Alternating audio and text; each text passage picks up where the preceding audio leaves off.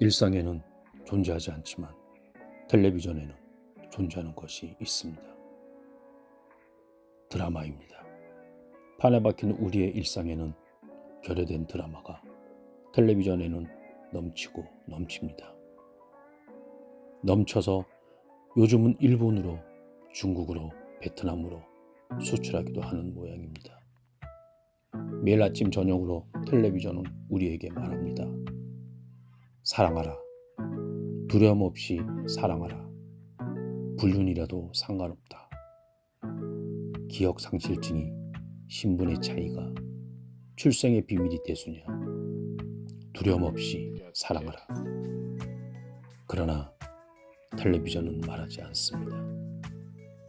변비와 설사로 점철된 일상이 쾌적하고 낭만적인 데이트에 얼마나 큰 장애가 있는지 사랑하는 여자의 뱃속에 든 내 것이 아닌 아이를 지우기 위해 산부인과에 따라왔다는 사실을 알게 된 한 사내의 드러내지 못한 분노와 연민을 그녀가 임신 중절을 위해 산부인과에 왔다는 사실을 털어놓았을 때 나는 자문했습니다. 정녕 분노 없이 사랑할 수는 없는가. 갑자기 화가 치밀었습니다. 무서워서 산부인과에 혼자 가지 못하는 그녀가 같이 가줄 사람이 없어 한 달 만에 우연히 만난 명예퇴직한 직장 동료에게 부탁하는 그녀의 가난한 운명이 나는 견디기 힘들었습니다. 남자 직원들의 사소한 농담에도 얼굴을 붉히던 그녀의 순진함에 끌렸던 나는 그녀의 가난한 운명이 더욱 견디기 힘들었습니다. 하지만 사랑은 이것이 아닌 저것, 혹은 저것이 아닌 이것에 대한 사랑이 아니라 하나도 남김없는 전부에 대한 사랑이어서 산부인과 대기실에서도 그녀를 향한 나의 마음은 철회될 수 없었습니다. 그녀는 한참 만에 진료실에서 나왔습니다. 어떻게 되었느냐고 했더니 고개를 숙인 채 뱃속에 아이를 지울 수 없다고 했습니다. 나는 그 이유를 물었습니다. 쌍둥이라고 했습니다. 지우지 않으면 어쩔 셈이냐는 질문에 낳아서 기르겠다고 바보 같은 그녀가 대답했습니다.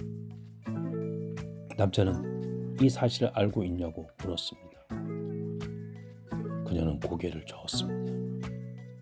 말할 수 없다고 했는지도 모르겠다. 산부인과에서 나오면 나는 그녀에게 다시 생각해보라고 말했습니다. 나비. 그녀는 나비라고 말했던 것 같습니다. 초음파에 찍힌 쌍둥이의 모습이 한 마리 나비처럼 보였다고 했습니다. 회사까지 바래다 주겠다고 하자 그녀는 손사래를 쳤습니다. 무슨 일이냐고 내가 꼬치꼬치 묻자 그녀는 지난주에 회사를 그만두었다고 했습니다.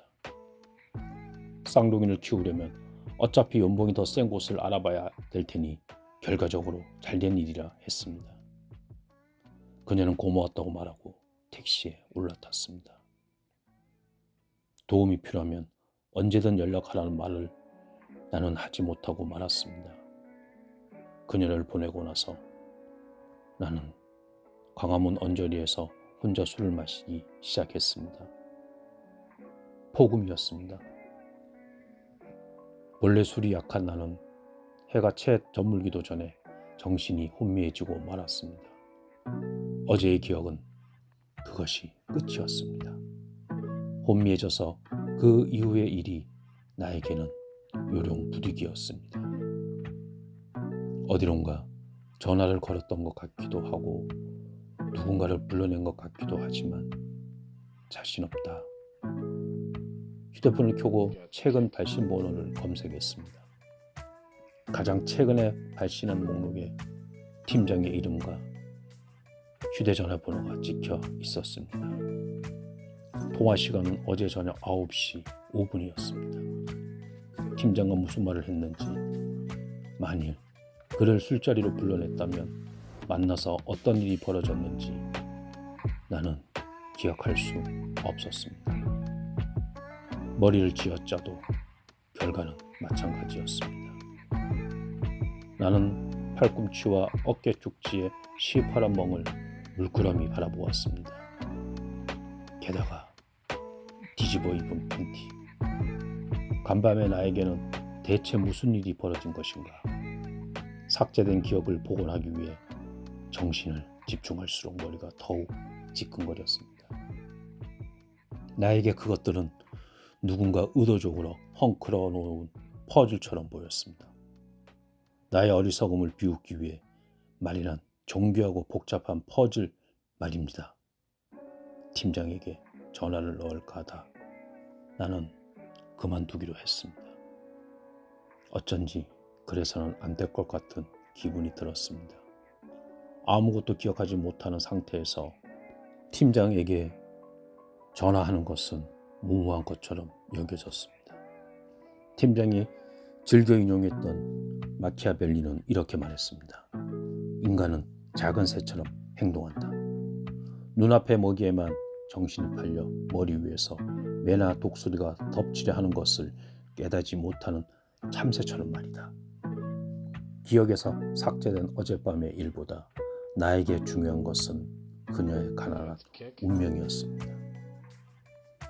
뱃속에 아이를 낳아서 기르겠다는 그녀의 생각을 어떻게 해야 돌려놓을 수 있을 것인가?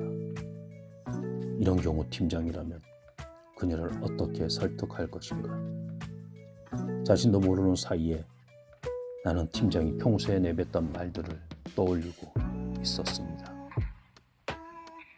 하지만 팔꿈치의 멍을 보며 나는 고개를 가로저었습니다. 침대에 드러누워 몸을 뒤척이다 나는 세상 텔레비전을 노려보았습니다. 어쩌면 텔레비전이라면 보여줄지 모릅니다. 인간 세상의 모든 드라마를 속속들이 깨고 있는 텔레비전은 보여줄 것입니다. 이 진부한 드라마의 끝이 어떻게 될 것인지, 그녀의 마음을 돌려놓기 위해 이 드라마 속에서 내가 무엇을 어떻게 해야 하는지, 불륜이라면 텔레비전 아침 드라마를 봐야겠습니다. 마음은 불안하지만 그녀를 생각하며 용기를 내어봅니다. 아직 내 마음속에 그녀의 얼굴이 떠오릅니다. 사랑합니다.